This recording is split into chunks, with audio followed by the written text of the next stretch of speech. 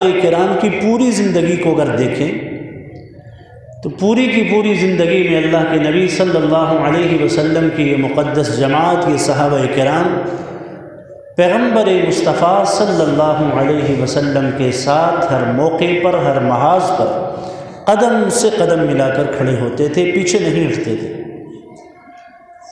حالات کے جبر کا مقابلہ بھی کیا، تکالیف والا ماحول بھی دیکھا، مصیبتیں بھی برداشت کی، لیکن اللہ کے نبی کے صحابہ نے لشکر محمدی سے اپنے آپ کو پیچھے نہیں ہٹایا، ساتھ جڑے رہے، قدم سے قدم ملا کر ساتھ رہے، اس لیے کہ اللہ کے نبی نے انہیں یہ نعرہ دے دیا تھا، سمعنا و اطعنا، کہ ہم نے سن لیا اور ہم نے اس نعرے کی اطاعت بھی کر لی۔ قرآن مجید کی جب یہ آیت اور اس آیت کا جب یہ ٹکڑا نازل ہوا کہ جس کا مفہوم یہ ہے کہ ما تخفو فی صدورکم وما تبدوہ، جو اپنے دل میں تم چھپاتے ہو یا ظاہر کرتے ہو اللہ اسے جانتا ہے۔ اور ایک دوسرے مقام پر قرآن مجید کی ایک آیت کا مضمون اور مفہوم یہ ہے کہ یحاسبکم بہ اللہ، تمہارے دل کے اندر اٹھنے والے خیالات کی جو بخارات ہیں نا، اللہ نے ان پر بھی تمہیں پکڑنا ہے، محاسبہ کرنا ہے کہ دل کے اندر کون سے ایسے خیالات جو غلط انگڑائیاں لے رہے ہیں۔ اللہ کے نبی صلی اللہ علیہ وسلم کے صحابہ کے سامنے جب یہ بات آئی تو پریشان ہو گئے۔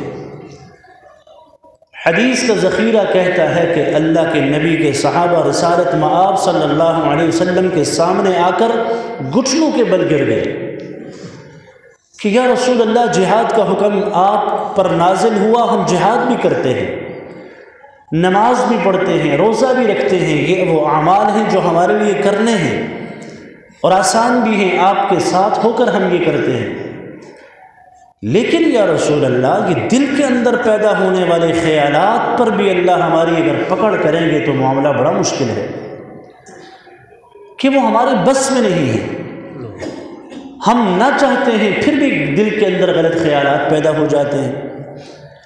اور اللہ کا قرآن یہ کہتا ہے یحاسبکم، کہ اللہ نے تمہارا دل کے ان خیالات پر بھی محاسبہ کرنا ہے، پکڑنا ہے۔ کیا ہوگا؟ اللہ کے نبی صلی اللہ علیہ وسلم کے سامنے جب یہ بات صحابہ کرام نے رکھی، رسالت مآب صلی اللہ علیہ وسلم نے ان کے جذبوں کو دیکھا، ان کی بے چینی کو دیکھا، اضطراب کو دیکھا کہ میرے صحابہ تو میرے ساتھ شریعت کے ہر حکم پر لبیک کہنے والے ہیں، اب جب قرآن کی یہ آیت اور اس کا یہ ٹکڑا ان کے سامنے آ گیا تو یہ تو ماہی بے آب کی طرح تڑپ رہے ہیں، بے چینی اور اضطراب ان کے وجود کے اندر ہے۔ اور ظاہر سی بات ہے دل کے اندر پیدا ہونے والے خیالات بعض ایسے ہوتے ہیں کہ جو انسان کے ارادے میں نہیں ہوتے اور خود بخود پیدا ہوتے ہیں۔ تو اللہ کے نبی نے صحابہ کرام سے یہ فرمایا تھا کہ اے میرے صحابہ، دین کا، شریعت کا کوئی حکم قرآن کی شکل میں اترے یا میرے فرمان کی شکل میں ہو، تم نے کہنا ہے سمعنا و اطعنا، کہ اللہ ہم نے اس کو سن لیا ہے اور ہم اس کی اطاعت کریں گے اور کر بھی لی۔ جب میرے صحابہ تم یہ جذبہ لے کر میدان میں آؤ گے، اللہ تمہاری مشکلوں کو آسان فرما دے گے، رب تعالیٰ تمہارے لیے آسانیاں مقدر فرمائیں گے۔ چنانچہ جب صحابہ کرام نے اس آیت کے ضمن میں اللہ کے نبی کے سامنے اپنے دل کی اس بے قراری کے بعد جب اس جذبے کا اظہار کیا تو قرآن مجید نے سب سے پہلے صحابہ کے ایمان کی شان کو بیان کیا۔ آمن الرسول بما انزل الیہ من ربہ والمؤمنون کل آمن باللہ وملائکتہ وکتبہ ورسلہ، یہ شان قرآن نے صحابہ کے ایمان کی بیان فرمائی۔ یہ اللہ کے نبی کے وہ صحابہ ہیں کہ جو بے قراری میں بھی پیغمبر مصطفیٰ کے سامنے آتے ہیں اور اللہ کے نبی کے سامنے آ کر اس بے چینی کا اظہار کر کے یہ کہتے ہیں ہم کیسے دین پر چلیں، راستہ بتلائیے، سمجھ نہیں آ رہی۔ تو اللہ کے نبی جب ان کی رہنمائی فرماتے ہیں تو صحابہ کا جذبہ پھر سے بیدار ہوتا ہے، وہ پھر سے عمل کی طرف کود پڑتے ہیں۔ پھر اگلی آیت میں اللہ نے صحابہ کی اس بے قراری کو بھی ختم فرما دیا، اس بے چینی کو بھی ختم فرما دیا۔ کیوں؟ دل میں یہ جذبہ پیدا ہوا تھا کہ سمعنا و اطعنا، ہم نے اطاعت بھی کرنی ہے، ہم نے سننا بھی ہے۔ آج اگر امت اس جذبے پہ کھڑی ہو جائے اور یہ جذبہ اس امت کو بھی مل جائے کہ دین اور شریعت کا حکم میرے سماج سے اگر ٹکراتا ہے، میرے جذبات سے اگر ٹکراتا ہے، میرے احساسات سے اگر ٹکرا رہا ہے، اور اس معاشرے اور سماج کے اندر میں سر اٹھا کر نہیں چل سکتا، لوگ کہتے ہیں ہم کیسے اپنی شادی کو سنت کے مطابق کریں، ہم کیسے اپنے ماتم کو سنت کے مطابق کریں، ہم کیسے اپنی زندگی کو سنت کے مطابق کریں، کیونکہ ہم نے معاشرے میں زندہ رہنا ہے۔ یہ باتیں دل میں اس وقت پیدا ہوتی ہیں جب دل سمعنا و اطعنا کے جذبے سے خالی ہوتے ہیں۔ کیا یہ ساری چیزیں اللہ کے نبی کے سامنے نہیں تھیں؟ صحابہ کرام کے سامنے نہیں تھیں؟ لیکن صحابہ اپنے دل کی بے قراری اور بے چینی کو جب اللہ کے نبی کے سامنے رکھتے تھے، پیغمبر مصطفیٰ صحابہ کی اس بے چینی کا علاج انہیں بتاتے تھے، تو صحابہ کرام کے لیے وہ مشکلات آسان ہو جاتی تھیں۔ پھر وہ انقلاب حال کو نہیں دیکھتے تھے، زمانہ بدلتا ہے بدلتا رہے، ٹھوکریں پڑتی ہیں پڑتی رہیں، مشکلات آئیں آتی رہیں، مصیبتیں آئیں آتی رہیں، ہم نے دامن محبت اور اللہ کے نبی کے دامن الفت کو نہیں چھوڑنا۔ چنانچہ جنگوں میں بھی صحابہ رسول اللہ کے ساتھ قدم سے قدم ملا کر کھڑے رہے، مکہ کی دعوتی زندگی میں بھی صحابہ نے قربانیاں دی، مشکلات جھیلی، اللہ کے نبی کے ساتھ کھڑے رہے۔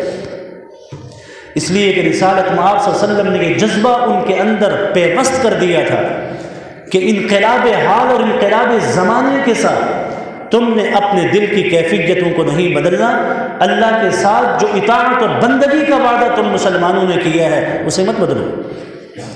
یہ تھا صحابہ کرام کا مزاج۔ اللہ نے ان کے ایمان کی تعریف کی، پھر قرآن نے کہا لا یکلف اللہ نفسا الا وسعها، جو تمہاری وسعت، تمہاری طاقت، تمہارے ارادے میں جو چیزیں آئیں گی اللہ ان پر تمہاری پکڑ کرے گا، اور جو تمہارے ارادے سے باہر ہوں گی اللہ ان پر تمہارا مواخذہ نہیں کرے گا۔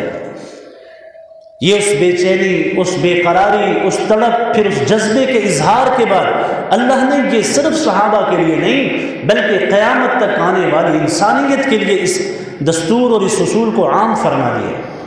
اب دل میں جو خیالات ہم خود لائیں اس پر تو ہم پکڑے جائیں گے، لیکن دل پر جو گندے یا غلط خیالات خود بخود سے حالات کے مطابق آ جاتے ہیں اللہ ان پر مواخذہ نہیں فرمائے۔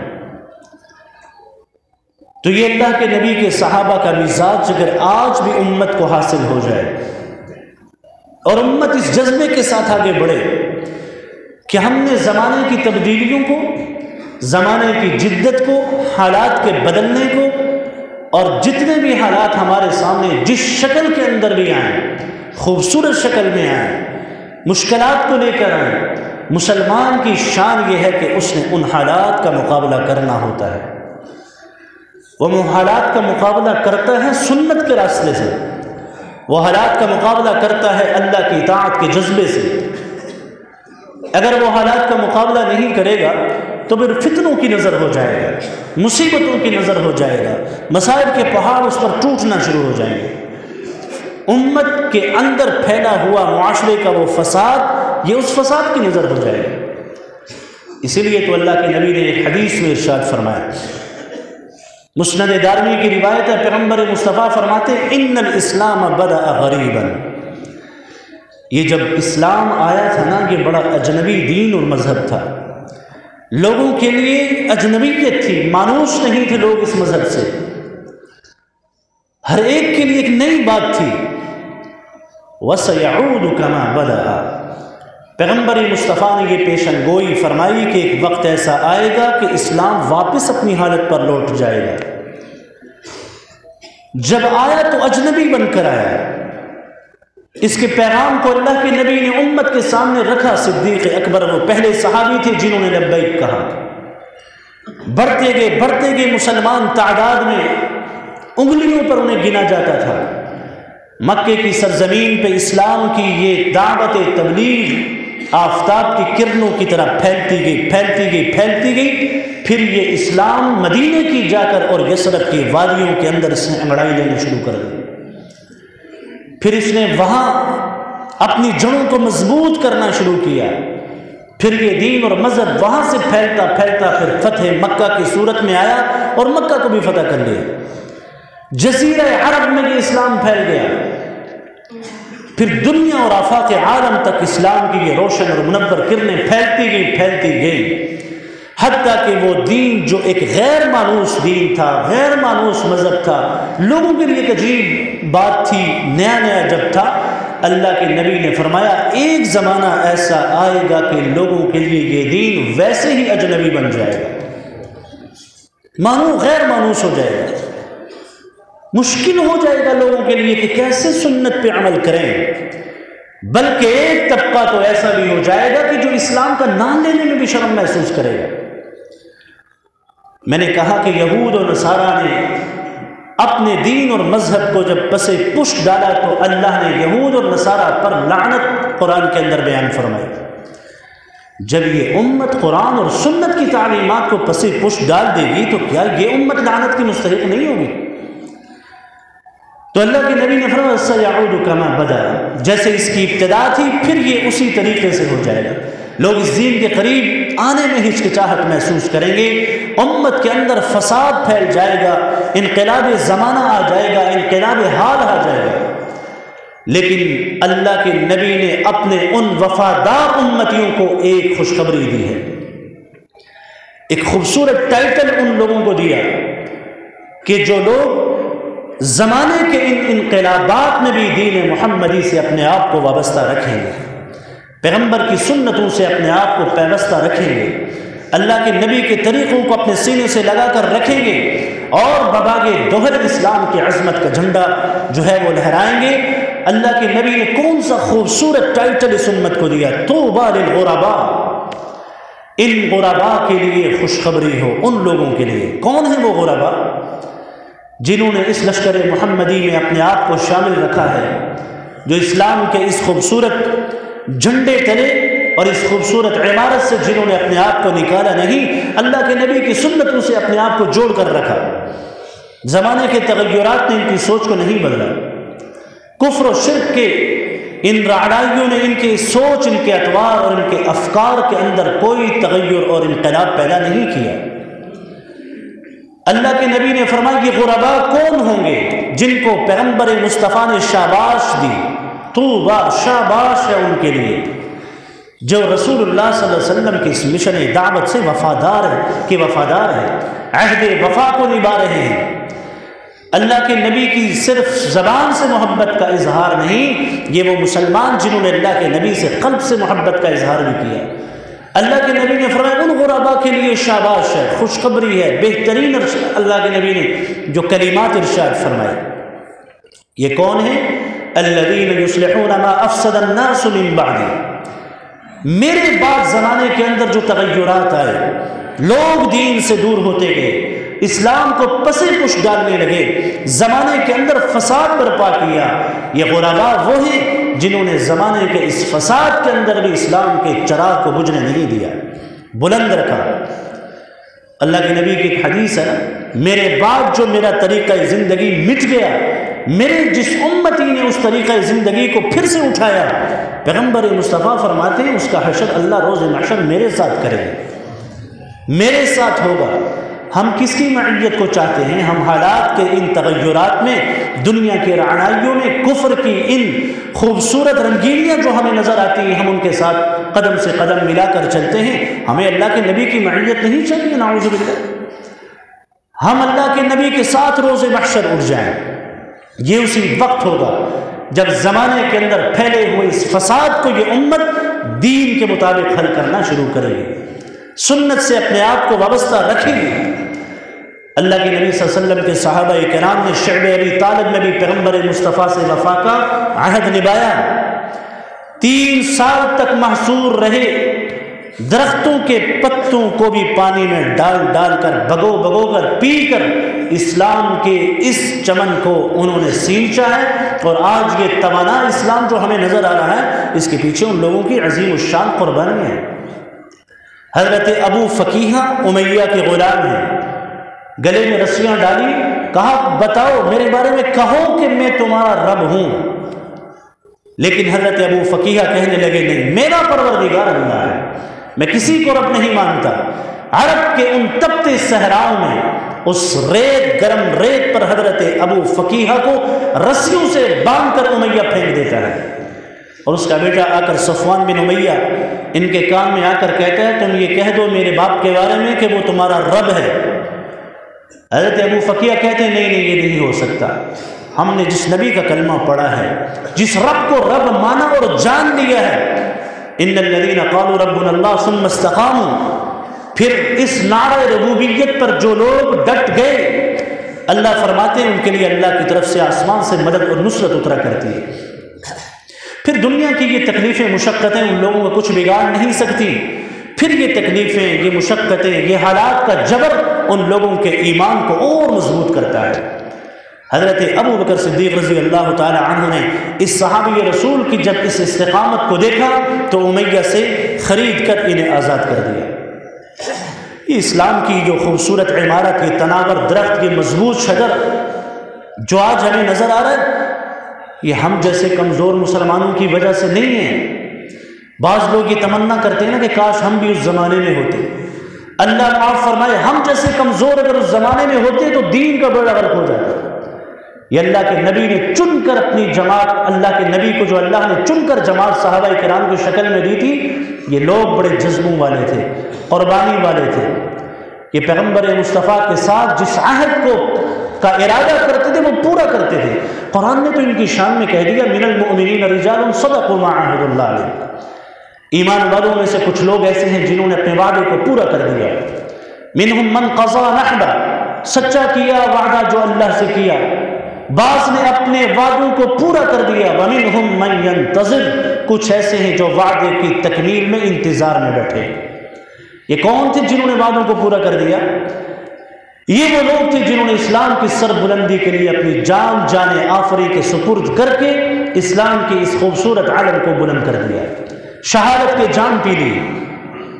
حضرت انس کہتے ہیں میرے چچا جو انس بن نضر ہے،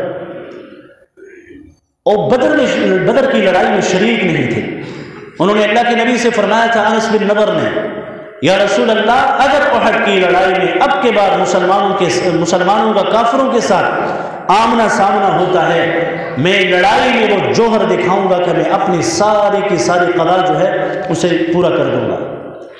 چنانچہ احد کی لڑائی جب ہوئی، حضرت انس بن نضر میدان کے اندر ہیں، اور ابتداءً جب مسلمانوں اور کافروں کے مابین لڑائی کا جو ہے وہ پلہ بیلنس اس کا جو ہے وہ عدم توازن کا شکار ہوا، اور مسلمانوں میں بھی بے چینی پھیل گئی، بھاگم دوڑ شروع ہو گئی۔ تو حضرت انس بن نضر نے حضرت سعد سے فرمایا تھا کہ سعد تم کہاں جا رہے ہو؟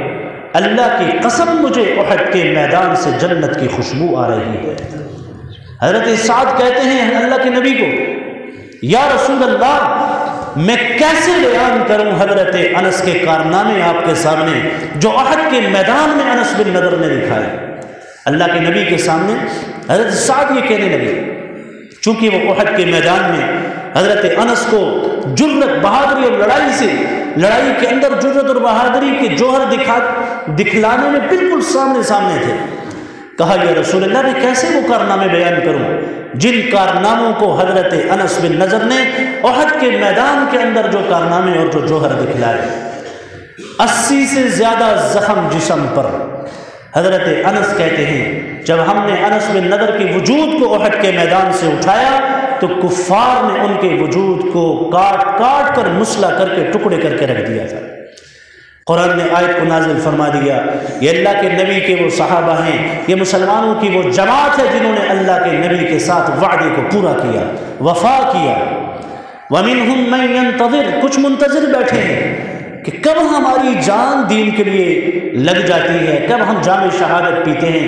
احد کے میدان میں حضرت طلحہ بڑے جلیل المرتبہ صحابی، اللہ کے نبی صلی اللہ علیہ وسلم نے ان کے بڑے فضائل جود و سخا کا پیکر انہیں کہا، اور بہترین نشانہ باز۔ تو جب کفار نے رسول اللہ کی طرف تیر پھینکے تو حضرت طلحہ اللہ کے نبی کے سامنے کھڑے ہوئے، اپنے ہاتھ سے تیروں کو روکتے رہے، ہاتھ شل ہو گیا۔ جب ہاتھ شل ہوا تو اللہ کے نبی نے فرمایا طلحہ تو میرا وہ صحابی ہے کہ جو لوگ دنیا سے جام شہادت نوش کر چکے ہیں دین کے لیے، تو وہ زندہ ہے کہ تو اللہ نے تجھے زندگی میں جو ہے وہ شہادت کا جام پلا دیا۔ تو بھی ان میں سے ہے جن کے بارے میں قرآن نے کہا من قضى نحبہ، جنہوں نے اپنے وعدہ اللہ کے لیے پورا کر دیا۔ طلحہ تو بھی انہی میں سے ہے جنہوں نے اپنے وعدے کو پورا کر دیا، جنہوں نے گویا اپنی جان اللہ کے نبی صلی اللہ علیہ وسلم کے اس مشن دعوت پر اور دین کی سربلندی کے لیے قربان کر دی، کھڑے رہے اللہ کے نبی کے ساتھ، سمعنا و اطعنا کے جذبے کے ساتھ کھڑے رہے، حالات کے جبر کا مقابلہ کیا، پیچھے نہیں ہٹے۔ یہ صحابہ کی شان تھی، یہ ان کی جرت اور بہادری تھی۔ میرے دوستو، صحابہ کے اس جذبے کو دیکھ کر آج امت کو یہ جذبہ اپنے اندر پیدا کرنا چاہیے، دین کے ساتھ کھڑا ہونا چاہیے، حالات کے جبر سے متاثر نہیں ہونا چاہیے۔ لوگ حالات کے جبر سے متاثر ہو کر اپنا حلیہ بگاڑ دیتے ہیں، کہیں ایسا نہ ہو کہ کوئی ہمیں داڑھی پگڑی والا کہہ کر کوئی دشمن ہمیں جو ہے وہ دبوچ نہ لے، اس لیے ہم اپنا حلیہ ہی تبدیل کر دیتے ہیں، نعوذ باللہ۔ اللہ کے نبی کی سنت والا لباس پہننا، پیغمبر مصطفیٰ صلی اللہ علیہ وسلم کی سنت والا اپنا وجود بنانا اور اس چیز پر قائم اور دائم رہنا، یہ ہے سمعنا و اطعنا، جن کی شان میں اللہ نے قرآن کو اتارا، صحابہ کرام کے جذبوں کو کی، اور ان بلند جذبوں کو دیکھ کر اللہ نے ان کی شان کو قرآن میں بیان کیا، اور اللہ تعالیٰ نے ان کی صفات کو قرآن کے اندر بیان کیا، انہیں رشد و ہدایت کا پیغمبر کہہ دیا، انہیں کہا یہ کامیاب ترین لوگ ہیں، کامیاب ترین۔ لیکن اگر اس زمانے میں ہم اللہ کے نبی کی سنت کو، طریقے کو چھوڑ کر کسی اور طریقے کو لے لیتے ہیں، ہم تو بدعات کا سہارا لیتے ہیں، رسومات کا سہارا لیتے ہیں، اور ایسی تہذیب و ثقافت کا سہارا لیتے ہیں جس کا اسلام سے کوئی تعلق نہیں۔ اللہ کے نبی کے زمانے میں حضرت فاروق اعظم رضی اللہ تعالی عنہ تورات کا نسخہ لے کے آ گئے، حالانکہ تورات آسمانی کتاب ہے، اللہ تعالیٰ نے اسے آسمان سے نازل فرمایا۔ رسول اللہ صلی اللہ علیہ وسلم کے سامنے تورات کا نسخہ لے کر آئے اور پھر اسے پڑھنا شروع کیا۔ جب وہ تورات کے نسخے کو پڑھ رہے تھے، روایت میں آتا ہے اللہ کے نبی صلی اللہ علیہ وسلم کا چہرہ متغیر ہوتا جا رہا تھا۔ حضرت ابو بکر صدیق رضی اللہ تعالی عنہ نے حضرت فاروق اعظم رضی اللہ تعالی عنہ کو دیکھا، کہا ثقلتک السواکن، یعنی عرب کے اندر جیسے ہم لوگ، ہماری مائیں یا والدین اپنے بچوں کو کبھی کبھی سختی میں کچھ ایسا لفظ کہہ دیتے ہیں، تیرا بیڑا غرق ہو جائے، تو کہنے کا مطلب یہ نہیں ہوتا کہ بیڑا غرق ہو جائے، ڈرایا جاتا ہے، غصے کا اظہار، ناراضگی کا اظہار۔ تو ایسے میں حضرت ابو بکر نے یہ جملہ کہا، رونے والیاں تجھے روئیں، یہ اس لفظ کا لفظی معنی مراد نہیں ہوتا بلکہ اظہار ناراضگی ہوتا ہے۔ عمر، تم تورات کو پڑھ رہے ہو اور اللہ کے نبی کے چہرے کو نہیں دیکھ رہے۔ حضرت عمر رضی اللہ تعالی عنہ جب اللہ کے نبی کے متغیر چہرے کو دیکھا تو کہنے لگے اعوذ باللہ من غضب اللہ ورسولہ، رضینا باللہ ربا وبالاسلام دینا وبمحمد رسولا ونبیا۔ اللہ کے نبی صلی اللہ علیہ وسلم کے غصے کو دیکھا، غصہ کیوں تھا؟ یا عمر، قرآن کے ہوتے ہوئے تم تورات کا سہارا لیتے ہو، میری تعلیمات کے ہوتے ہوئے تم حضرت موسیٰ کی تعلیمات کا سہارا لیتے ہو، یعنی